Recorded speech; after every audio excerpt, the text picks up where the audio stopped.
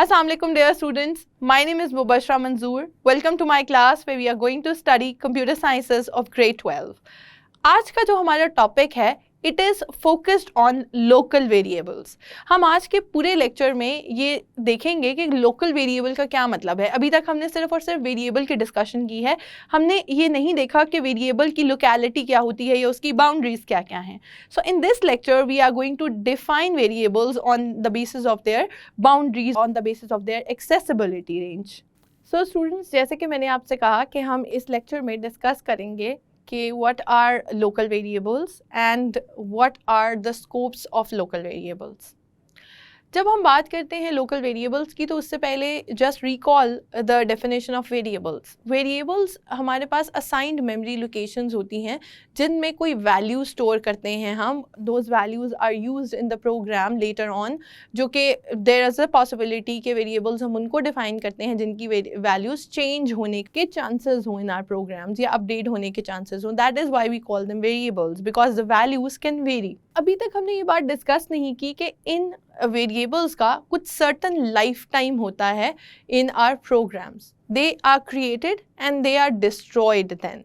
ऐसे नहीं होता कि अगर हम वेरिएबल्स क्रिएट करते जाएं अपने प्रोग्राम्स के थ्रू और वो हमारी मेमोरी ऑक्यूपाई करते जाएं, तो इस तरह से तो memory will be exhausted eventually. यानी कि आप इतने वेरिएबल्स क्रिएट कर लेंगे, हम इवन अपने कुछ ऐसे प्रोग्राम्स हैं जिनके अंदर हम मोर देन 4 और 5 वेरिएबल्स भी क्रिएट करते हैं। That's something we are talking about simple programmes.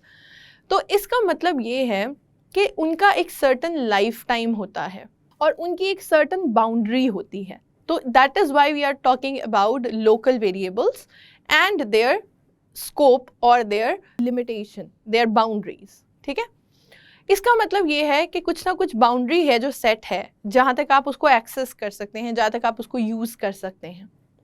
So first let's talk about the life time of a variable, right. जब हम बात करते हैं life time of a variable तो that is the time for which that variable remains in existence. Other than that उसके बाद क्या होता है, इट इज़ डिस्ट्रॉयड। क्यों डिस्ट्रॉय किया जाता है या क्यों क्रिएट किया जाता है? जब भी हम कोई वेरिएबल डिक्लेयर करते हैं अपने प्रोग्राम में, we start with the declaration of the variables. तो हम जब वेरिएबल को डिक्लेयर करते हैं, आपके सिस्टम के ऊपर कोई ना कोई ऑपरेटिंग सिस्टम होता है जो आपके हार्डवेयर को रीडायरेक्ट कर रहा होता है। यानी जैसे आपके पास विंडोज़ है या आपके पास मैक है या आपके पास एंड्रॉयड तरह का ऑपरेटिंग सिस्टम है, तो कोई ना कोई ऑपरेटिंग सिस्टम होता है जो आपके हार्डवेयर को असिस्ट कर रहा होता है। तो इस तरह की सारी एलोकेशंस या जो सॉफ्टवेयर के रिलेटेड चीज़ें होती हैं that are handled by the operating system.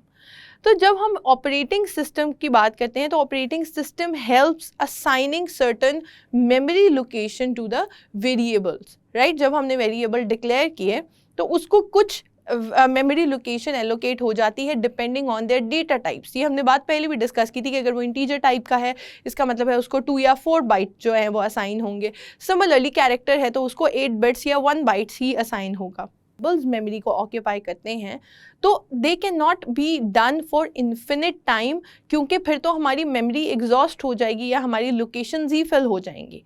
तो उसका तरीकाकार इस तरह से होता है कंप्यूटर्स के अंदर कि they are made for the time being and they are destroyed after their function is performed or when they are used or when the scope is ended. When they are scope in which they are defined is ended तो तब वो destroy हो जाते हैं।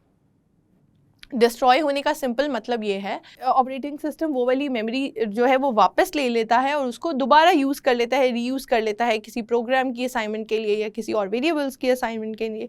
तो आपके जो variables हैं वो खुद ही अपनी जो स्पेस है वो रिलीज़ कर देते हैं या वो छोड़ देते हैं, यानी दे आर डिस्ट्रॉयड। ठीक है, तो इसका मतलब है लाइफ टाइम वो स्पैन है जिसके लिए वो वेरिएबल एक्टिव है या जिसके लिए वो एक्सेसिबल है। और स्कोप ऑफ वेरिएबल वो पोर्शन है, वो रीजन है जिसमें वो वेरिएबल जो है वो एक्सेसिबल है या जिसमें वो वेरिएबल जो है वो यूज़ किया जा सकता है। या अगर हम उस रीजन में उस वेरिएबल को कॉल करेंगे या उसके अंदर कुछ असाइनमेंट करेंगे या उसके अंदर अपडेट करेंगे तो दैट विल बी रिकग्नाइजेबल। उसके बाहर वो रिकग्नाइजेबल नहीं रहेगा या उसके बाहर वो एक्सेसिबल नहीं रहेगा, यानी उसको रीच आउट नहीं किया जा सकता। जैसे कि आप एक पर्टिकुलर फैमिली का पार्ट होते हैं, आप एक घर में रहते हैं, आपका एक सर्टेन एड्रेस है, वहाँ पे आपको लोग जानते हैं, आपके नाम को जानते हैं, आपको कॉल करने के लिए वो आपके नाम से ही बुलाते हैं। What if you move to another place? You go abroad and you live somewhere जो कि बिल्कुल न्यू जगह है, तो वहाँ जाके आपको सबसे पहले अपने आप को इंट्रोड्यूस कराना पड़ेगा। Maybe not everyone around you knows you by your name. तो इसका मतलब है कि आपका जो स्कोप था वो आपका घर था या आपका ऑफिस था या आपकी लोकेलिटी थी जिसमें आप नोन थे या जिसमें आप रिकग्नाइजेबल थे। Maybe going to another place, you will develop that kind of understanding and that kind of recognition, but it will take time, definitely. तो इसका मतलब ये है कि आप जो वेरिएबल है वो भी एक सर्टन रीजन, एक सर्टन बाउंड्री तक एक्सेस किया जा सकता है। आफ्टर दैट शायद वो वेरिएबल रिकग्नाइजेबल नहीं रहेगा। ये बाउंड्री क्या चीज़ होती है या ये स्कोप क्या होता है? The point where the variable is declared, वहाँ से लेके जब तक जिस स्कोप के अंदर या जिस ब्रैकेट के अंदर वो डिफाइन किया गया है वो ब्रैकेट्स क्लोज नहीं हो जाती या वो पोर्शन क्लोज नहीं हो जाता या उसका स्कोप ख़त्म नहीं हो जाता, वहाँ तक वो वेरिएबल जो है उसका स्कोप भी होता है या वो रिकग्नाइजेबल होता है। फॉर एग्जाम्पल, अगर आप यहाँ पे देखें तो हमारे पास एक वेरिएबल ए डिक्लेयर हुआ है मेन के अंदर। अभी अगर आप देखें तो सिंपल एक प्रोग्राम है जिसमें मेन की डेफिनेशन है, स्ट्रक्चर बना हुआ है, opening bracket and closing bracket of the main. उसके अंदर एक ए वेरिएबल डिफाइन किया गया इंटीजर टाइप का। अब इस वेरिएबल का जो स्कोप है that is from the starting bracket of the main to the ending bracket of the main. क्योंकि ये मेन फंक्शन के अंदर डिफाइन किया गया है तो इसका स्कोप जो है वो इसी के अंदर लाई करता है। अगर मैं इसे मेन से बाहर, उसके ऊपर या उसके बाद एक्सेस करने की कोशिश करूंगी तो ये एक्सेसिबल नहीं होगा, बल्कि आपका कंपाइलर आपसे कहेगा कि दैट इज़ नॉट डिफाइंड और the variable is not defined, this is not recognisable. वो आपको इस तरह के एरर जो है वो रिटर्न करेगा। यानी उसका मतलब ये है कि उस लोकेलिटी के बाहर, उस बाउंड्री के बाहर उसको कोई नहीं जानता या उससे कोई फेमिलियर नहीं है उस वेरिएबल से, क्योंकि आपने उसकी डेफिनेशन, उसकी डिक्लेरेशन ही उस पर्टिकुलर स्कोप के अंदर की है। इसी तरह स्कोप विद इन स्कोप भी हो सकता है। So the scope for which that variable is defined is called the scope of that variable. यानी उस वेरिएबल का कुछ ना कुछ बाउंड्री है जो कि क्या है, जिस पोर्शन में या जिस स्कोप में आपने, जिस बॉडी ऑफ फंक्शन के अंदर, जिस बॉडी ऑफ कोड के अंदर आपने उसको डिफाइन किया है, that is the scope of that particular variable. इसका मतलब ये है कि अगर मैं उससे बाहर उसको एक्सेस करने की कोशिश करूंगी, it will no longer be recognisable. इसका मतलब हुआ कि ये वेरिएबल लोकल है to this portion of the code, to this scope of the code. ठीक है, तो इसका मतलब है इस बाउंड्री, इस रीजन के अंदर ये लोकल है, ये रिकग्नाइजेबल है, इसको कहीं पे दोबारा यूज़ किया जा सकता है, इसको अपडेट किया जा सकता है।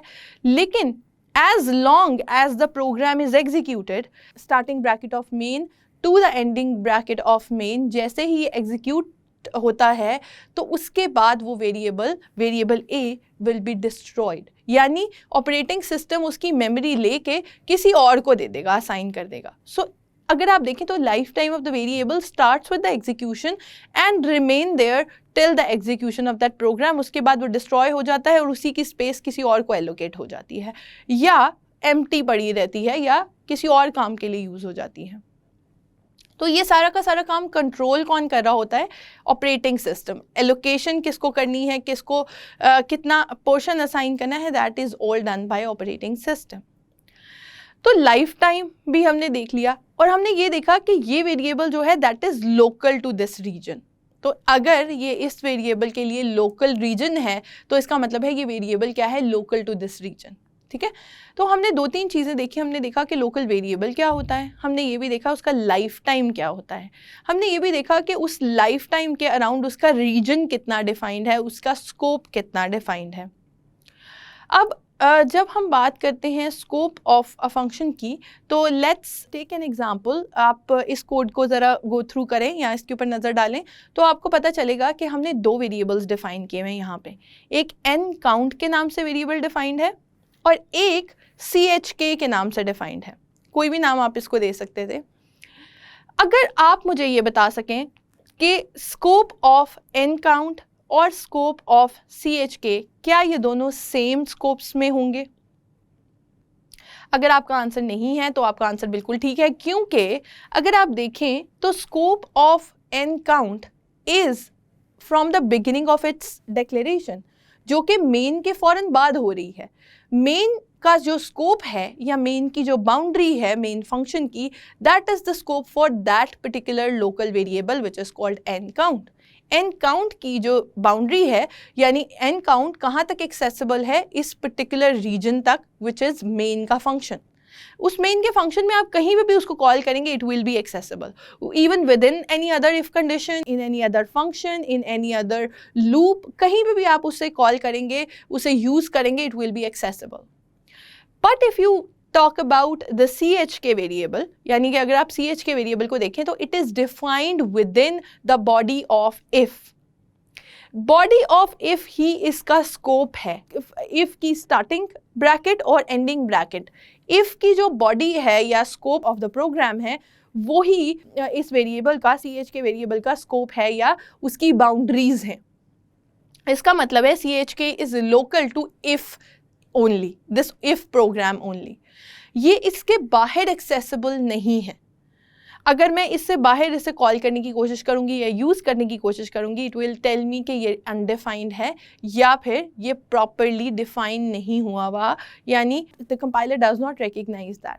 क्योंकि जैसे ही इफ़ की बाउंड्री ख़त्म होती है, वहाँ पे ही जो वेरिएबल है वो डिस्ट्रॉय हो जाता है, यानी कि उस वेरिएबल की स्पेस है वो किसी और को असाइन हो जाती है। It is no longer a variable any more, और it is no longer a valid entity any more. So let's go to a programming example in C। इसी को हम कोड करके देखते हैं कि किस तरह से हम डिफरेंट वेरिएशंस के साथ इसको यूज़ कर सकते हैं। सो डियर स्टूडेंट्स, जैसे कि मैंने आपसे कहा कि अब हम एक एग्जाम्पल लेंगे और उसके थ्रू देखेंगे कि लोकल वेरिएबल जो है उसका स्कोप क्या है, उसकी बाउंड्रीज क्या क्या होती हैं और किस तरह से हम डिक्लेयर करते हैं in the program. But before we start working on that, एक छोटी सी चीज़ जो मैंने ऑलरेडी आपको लास्ट लेक्चर में भी बताई थी, जो कि रिलेटेड टू थी डिफाइनिंग अ फंक्शन। उससे रिलेटेड अगर आप देखें तो यहाँ पे अगर मैं void main void भी लिखूँ, that means this function is returning no parameter और रिक्वायर्ड नो पैरामीटर, तो ये भी ठीक है बिल्कुल। और इसके अलावा अगर मैं इसको स्किप कर दूं, जो कि I usually do practice that, कि I don't write void inside it, क्योंकि वो ऑप्शनल है वैसे ही, तो आई डोंट राइट इट, तो तब भी वो मुझे कोई एरर या ऐसी कोई प्रॉब्लम्स जो है वो नहीं आती। सो लेट्स डिस्कस कि अगर हम अब एक वेरिएबल डिक्लेयर कर रहे हैं, for example int n count, और मैं कहती हूँ कि इसकी वैल्यू जो है इनिशियली, यानी मैंने यहाँ पे डिक्लेयर भी कर दिया वेरिएबल को और मैंने उसको इनिशियलाइज भी करवा दिया। इसका मतलब है कि यहाँ से जब एग्जीक्यूशन स्टार्ट होगी तो इस वेरिएबल का जो स्कोप है वो यहाँ से स्टार्ट हो जाएगा and it will be till the end of the main function, क्योंकि हम इसे मेन फंक्शन में ही डिफाइन कर रहे हैं। तो इस वेरिएबल का स्कोप जो है वो इतना ही है जितना ये मेन फंक्शन होगा। इसमें चाहे 5 इंस्ट्रक्शन हो, चाहे इसमें 50 इंस्ट्रक्शन हो, चाहे इसमें 500 इंस्ट्रक्शन हो, all will be the same. उसके अंदर सारे का सारे इंस्ट्रक्शन में that will be accessible through out. अब मैं एक और चीज़ नीचे आके कहती हूँ, मैं कहती हूँ कि इफ़ जो मेरे पास n काउंट है वो 0 हो, तो मुझे क्या करवाना है, I have to declare another variable. Now if you see, if का स्कोप यहाँ से स्टार्ट हो गया, जो भी हम इसके अंदर लिखेंगे, और अगर मैं इसके अंदर कोई वेरिएबल डिक्लेयर करती हूँ तो that will be local to this scope only, यानी वो सिर्फ और सिर्फ इफ़ के स्कोप का पार्ट होगा, इफ़ की बाउंड्रीज का पार्ट ही होगा। So let's declare another variable which is called int CHK। हमने एक वेरिएबल ले लिया और हमने फिर ये भी कहा कि CHK जो है उसकी वैल्यू जो है वो 10, यानी कि हमने उसको डिक्लेयर भी करवा दिया और हमने उसको इनिशियलाइज भी करवा दिया यहाँ पर। अब अगर आप देखें तो CHK की बाउंड्री ये है फ्रॉम लाइन 9 टू लाइन 11, ठीक है, यानी जो स्टार्टिंग लाइन है उसकी 9, वहाँ से लेके वो रीजन जिसमें वो एक्सेसिबल है। इसका मतलब ये कि अगर अब मैं ये कहूँ कि मुझे इस वेरिएबल को प्रिंट भी करवाना है, printf मैंने लिखा एंड आई सेट कि मैं इसी को प्रिंट करवा दूँ, इसमें मैं कह देती हूँ कि जो परसेंटेज डी साइन है, यानी कि इस वेरिएबल की जो वैल्यू है have to be get from CHK variable. मैं उसके साथ लिख देती हूँ वैल्यू इज इक्वल टू, तो इसका मतलब है इसने ये CHK वेरिएबल से इसकी वैल्यू गेट करनी है और उसको प्रिंट करवा देना है। So let's execute this program and let's see कि उसका हमारे पास आउटपुट क्या आ रही है।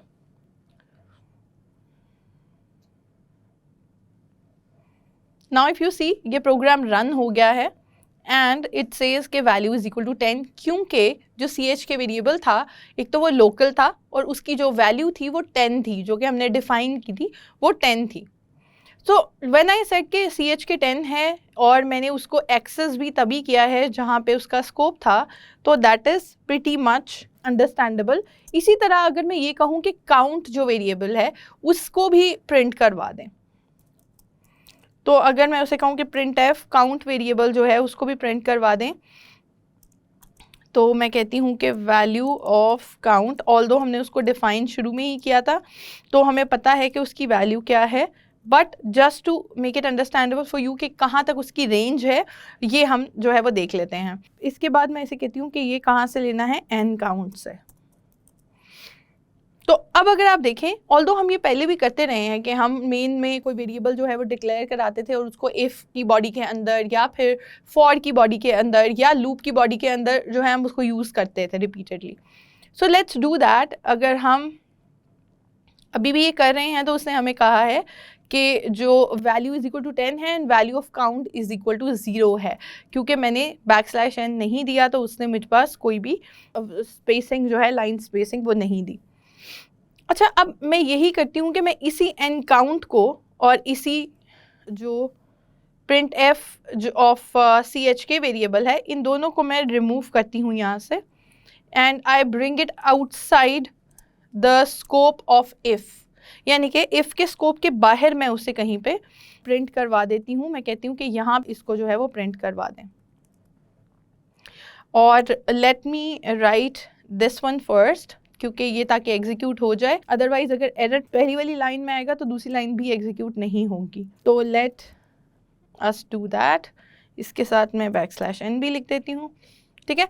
अब अगर आप देखें तो मेरे पास जो वेरिएबल है n काउंट, उसका स्कोप पूरा का पूरा मेन फंक्शन है और जो CHK है उसका स्कोप सिर्फ इफ़ की बॉडी है, लेकिन I am accessing them, I am actually asking it to print it out outside the body of if but inside the body of main. So let's execute this और फिर हम देखते हैं कि ये हमें क्या responses return करेगा। So if you see वो हमें error क्या दे रहा है, if it is understandable it is readable for you, it says कि CHK undeclared first use this function, यानी कि उसको नहीं पता कि CHK exactly क्या है और कहाँ पे डिफाइंड है, क्योंकि it says recipe for target L variable dot o failed, यानी लोकल वेरिएबल को जो एक्सेस करने की जो यहाँ पे रेसिपी है वो फेल हो गई, यानी कि उसके लिए एक्सेसिबल नहीं रहा जो वेरिएबल था which was declared inside if. अगर मैं इसी को जो डिक्लेरेशन है, अगर मैं इफ़ के अंदर जो पोर्शन है उसकी डिक्लेरेशन को ही मैं बाहर ले आऊँ, नॉर्मली हम ऐसे ही करते थे कि जितने वेरिएबल होते थे उनको हम आउटसाइड द लूप्स और कंडीशनल्स उससे पहले ही हम डिक्लेयर कर देते थे और बाद में उसको यूज़ करते थे। So if I do this तब ये फंक्शन परफेक्टली काम करेगा, क्योंकि अब अगर आप देखें तो CHK and n count both have the scope which is the whole main function, ठीक है। तो इसका मतलब ये है कि अब चाहे मैं उसके अंदर वैल्यू जो है if this is equal to 0 मैं इस तरह से भी करूं, लेकिन मेरे पास जो स्कोप है उनका वो एक्सेसिबल है, so it should work. So if you see this it run perfectly fine and it says के value of count is equal to 0, जो वैल्यू है वो क्या हो गई है 10, यानी जो CHK में वैल्यू थी उसको मैंने कहा है वैल्यू। सो इफ़ यू सी आपको अंडरस्टैंड हो गया होगा लोकल है वेरिएबल, उसका क्या कॉन्सेप्ट है, that it is local with in certain body of certain control construct, यानी कि किसी भी कंट्रोल कॉन्स्ट्रक्ट के जो स्कोप है उसके अंदर वो लोकल हो सकता है वेरिएबल, जिससे आपको फ़र्क ये पड़ता है कि it is either accessible outside of it or it is not accessible at all. अच्छा, इसी के साथ हमें एक और बात की भी अंडरस्टैंडिंग होनी ज़रूरी है, और वो ये है कि जब हम बात करते हैं कि एक पर्टिकुलर स्कोप के अंदर वेरिएबल जो है वो एग्जिस्ट करता है या डिक्लेयर हुआ है, तो every time that part of the code executes, जैसे कि मेन प्रोग्राम जैसे ही एग्जीक्यूट होता है तो हर दफ़ा उसकी डेफिनेशन और उसकी असाइनमेंट होती है of the memory location to that variable, यानी कि उसकी इनिशियलाइजेशन और जो उसकी डिक्लेरेशन है वो हर दफ़ा दोबारा से होती है, और हर दफ़ा वो जो है at the end of the scope वो वेरिएबल जो है वो डिस्ट्रॉय हो जाता है. So every time the program executes it actually creates and destroys that kind of a variable जो कि उसके अंदर हैं. वो एक वेरिएबल भी हो सकता है, मल्टीपल भी हो सकते हैं. Let's take another example. इसमें हम कहते हैं कि मेरे पास इंटीजर एक वेरिएबल है which is n count again, और उसमें वैल्यू क्या है 1. उसको हमने स्टार्टिंग में इनिशियलाइज कर दिया एज 1. उसके बाद हम कहते हैं कि एक यहाँ पे फंक्शन यूज हो रहा है which is built in function which is called SCR which is clear screen, right. अगर आप देख रहे हो तो ये क्लियर स्क्रीन के लिए लिखा गया है, और आप इसे यूज़ इसलिए करते हैं ताकि आपकी स्क्रीन पे अगर प्रीवियसली कुछ भी मौजूद था, प्रिंट हुआ हुआ या कोई आंसर या आउटपुट, तो वो क्लियर हो जाए, जो कंसोल है वो क्लियर हो जाए, और फिर आपकी जितने भी इसके बाद के रिस्पॉन्सेज हैं वो प्रिंट होना शुरू हों. तो you learned another thing while doing this example. अब हम कहते हैं कि while जब तक n काउंट जो है वो लेस देन इक्वल टू 10 रहे, n काउंट जो है it is less than equal to 10, यानी कि 10 टाइम्स इसने रन होना है, तब तक क्या करना है कि इंटीजर वेरिएबल है एक CHK जो कि हमने पहले भी लिया था, इसके बाद भी हम दोबारा ले रहे हैं. हम कहते हैं कि वो 10 है, और हम कहते हैं कि printf कर दें जो कि वैल्यू ऑफ CHK है, उसको हम प्रिंट करवा लेते हैं, और उसके साथ ही हम एक टैब का साइन डाल देते हैं, यानी कि एक टैब की स्पेस ऐड कर देते हैं. Instead of printing it on the next line, हम टैब की स्पेस के बाद इसको प्रिंट करवा लेते हैं. उसके बाद हम कहते हैं कि इसमें से CHK जो वेरिएबल है वहाँ से इसकी वैल्यू जो है वो रिसीव कर लें या गेट कर लें. नाउ वी से कि CHK जो है उसको अपडेट भी करना है. CHK become CHK + 1. You already know कि इसी स्टेटमेंट को हम 2-3 तरीके से लिख सकते थे. एक तो ये हो सकता था CHK, एक ये हो सकता था कि you could write CHK + CHK = 1. ये भी सिमिलर चीज़ कर रहा है. और अगर मैं CHK++ लिख देती तो that would do the same thing again, यानी कि इन तीनों तरीक़ों से इस इंस्ट्रक्शन को लिखा जा सकता था. हमने ये ऑलरेडी भी डिस्कस किया हुआ है. देन मैं ये कहती हूँ कि n काउंट को भी जो है वो ++ कर दें. अगर आप देखें तो ये दोनों एक ही तरह की स्टेटमेंट है, यानी कि आप CHK में भी इंक्रीमेंट करवा रहे हैं और अब आप n काउंट में भी इंक्रीमेंट ही करवा रहे हैं. सो इसका मतलब ये हुआ कि now if I execute the program, it is giving me error because of the termination sign, nothing else. So let's execute this program and check the output. हम इसे execute करते हैं, and if you see हमारे पास क्या आ गया है, हमारे पास all values of those variable 10 times जो हैं वो आ गई हैं. अगर आप देखें तो हमने टैब के बाद एक न्यू वेरिएबल की वैल्यू जो है वो प्रिंट करवाई थी, लेकिन जो वेरिएबल की वैल्यू हमने प्रिंट करवाई थी वो सिर्फ और सिर्फ CHK की वैल्यू थी. इसीलिए जो 10 टाइम्स प्रिंट हुई है वो सिर्फ और सिर्फ CHK की वैल्यू है. हमने काउंट को अपडेट तो करवाया था, but that was for the loop. तो आप लोग सोच रहे होंगे कि हमारे पास 2 दफ़ा क्यों वैल्यू, यानी कि CHK और उसको हमने दोनों को अपडेट किया था, लेकिन वैल्यू हमारे पास सिर्फ और सिर्फ CHK की आ रही है. क्योंकि अगर आप देखें तो n काउंट को हम इंक्रीमेंट इसलिए कर रहे हैं बिकॉज ऑफ द लूप, क्योंकि आप वाइल लूप के अंदर इंक्रीमेंट या डिक्रीमेंट करते हैं at the end of the instructions. So इस तरह से आप जो है वो अपने प्रोग्राम को रन कर सकते हैं. And you see that the global and the concept of global and local variable, कि यहाँ पे जो CHK है that is local to while loop only. अगर मैं इसी इंस्ट्रक्शन को उठा के नीचे ले आऊँ और मैं इसे आउटसाइड ऑफ लूप प्रिंट करवाने की कोशिश करूँ, तो इट विल टेल मी कि इसके अंदर कुछ ना कुछ गड़बड़ है या इसके अंदर कुछ ना कुछ एरर है, because that variable no longer remains accessible और अनडिक्लेयर्ड, क्योंकि वो डिक्लेयर्ड ही नहीं है. That is local to the while loop only, क्योंकि हमने वाइल के अंदर ही उसको डिक्लेयर किया था. तो इसका मतलब है कि नाउ इट इज सेइंग कि आपका जो लूप है उसके अंदर तो कहीं शायद ये वेरिएबल एग्जिस्ट करता हो, but it does not exist in main function, और आपने जो प्रिंट करवाया उसे वो मेन फंक्शन की बॉडी के अंदर करवाया. इसका मतलब है कि उसके स्कोप से बाहर है. So I hope with these examples you understood already के ग्लोबल और लोकल वेरिएबल का कॉन्सेप्ट क्या है, या लोकल वेरिएबल का, for example for this particular case local variable का कॉन्सेप्ट क्या है. In next lecture we'll also discuss के ग्लोबल वेरिएबल्स क्या होते हैं. So dear students, I hope आज का लेक्चर आपको इंटरेस्टिंग लगा होगा, समझ में आ गया होगा. Do practice at home with the examples we have discuss so far. Until next lecture, अल्लाह हाफिज़.